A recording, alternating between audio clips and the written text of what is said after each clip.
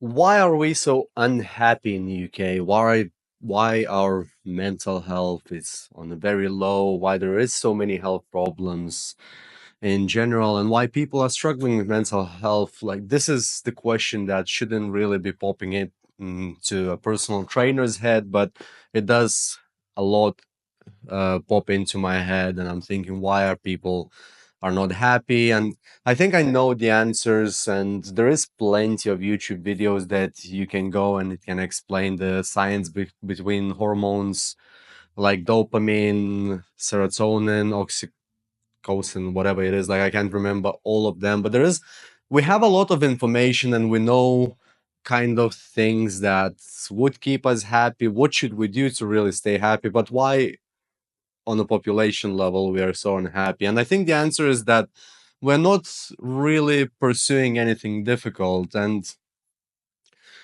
a lot of us ends up getting dopamine, like a quick dopamine, through scrolling the phone, looking at fun videos on Instagram or TikTok, whatever it is, or watching TV.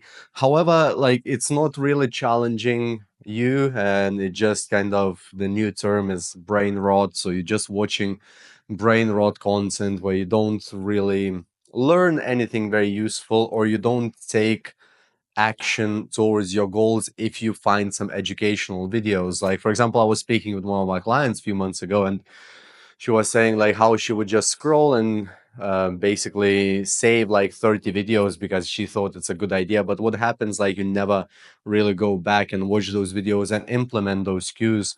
So I think we are just like overwhelming ourselves with a lot of unnecessary information and a lot of quick pleasure through scrolling.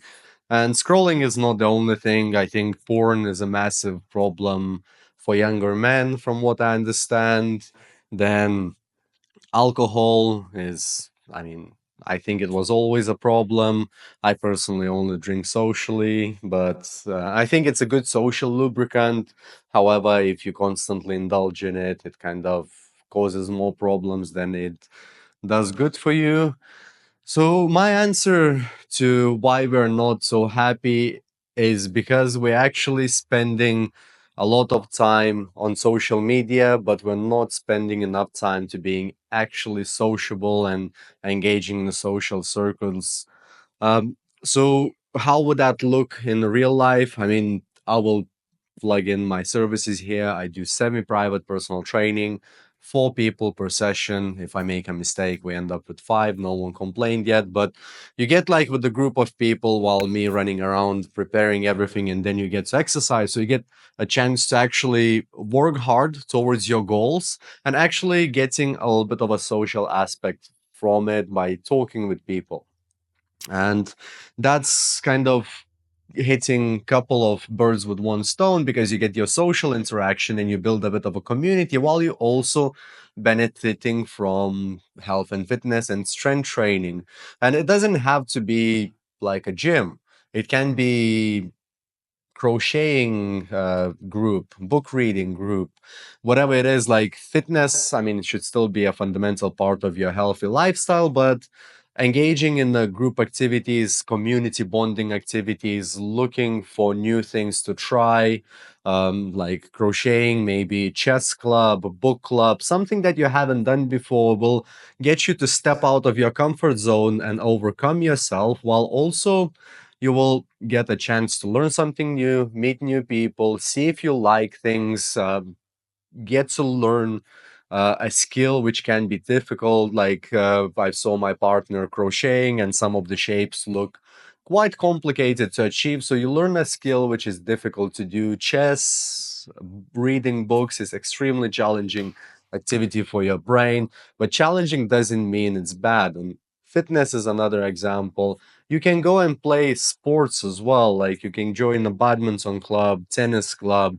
Like there is plenty of options, but somehow we just, I got my phone behind me. Somehow we just choose to kind of sit here and then just scroll through whatever is happening, and checking like how everyone else is having their good life. And then you end up feeling bad because you're watching on social media and you're like a little bit lazy. Then you end up eating shit, and all these things compound. So you end up putting on weight, you get into bad eating habits, you get into bad sleeping pattern, because the phone is extremely like addictive device. I mean, it is very addictive. I think if you just reflect, I mean, if I reflect on my phone usage and you would come to a conclusion that this is very addictive device, and it's amazing tool, don't get me wrong, but too much of a good thing becomes a bad thing.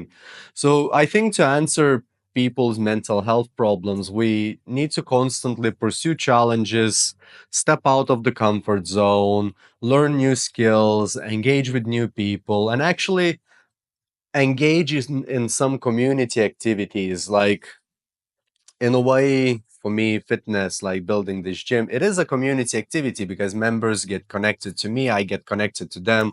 um, I mean, I feel like we're more friends who pay me for a certain service to keep the gym going rather than, it's just clients. There is a boundary like professional and personal relationship, obviously, but at the end of the day, it's like you want to kind of participate in group activities, try to build a community. If you're a natural leader, you just end up uh, you just found yourself in the corner, not kind of doing much, but from school you used to be a good natural leader. So maybe you could start a certain activity that you want, for example, walking every Saturday, and you go for an hour walk each Saturday morning, regardless of the weather, and then you just post that on your local Facebook group. So, for example, in Oxford community, you would post that, right? I'm starting like a walking group on Saturdays. We go to Shotova, we walk there for an hour, we talk, we maybe have some coffee and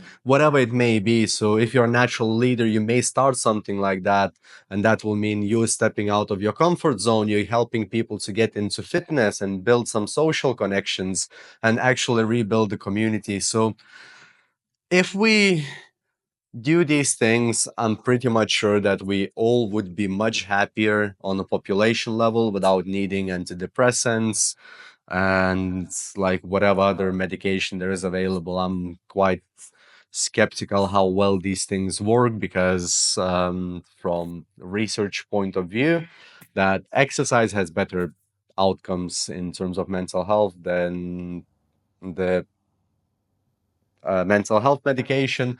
And yeah, but I'm not a medical expert. You don't have to listen to a random guy on YouTube. I just want to provoke some thought and help people to come to conclusions on how they can improve their lifestyle. So if you found this video helpful, you'll probably find this one helpful too. And let me know down in the comments what you think brought us to the point where 30% of population has mental health problems. See you in the next one.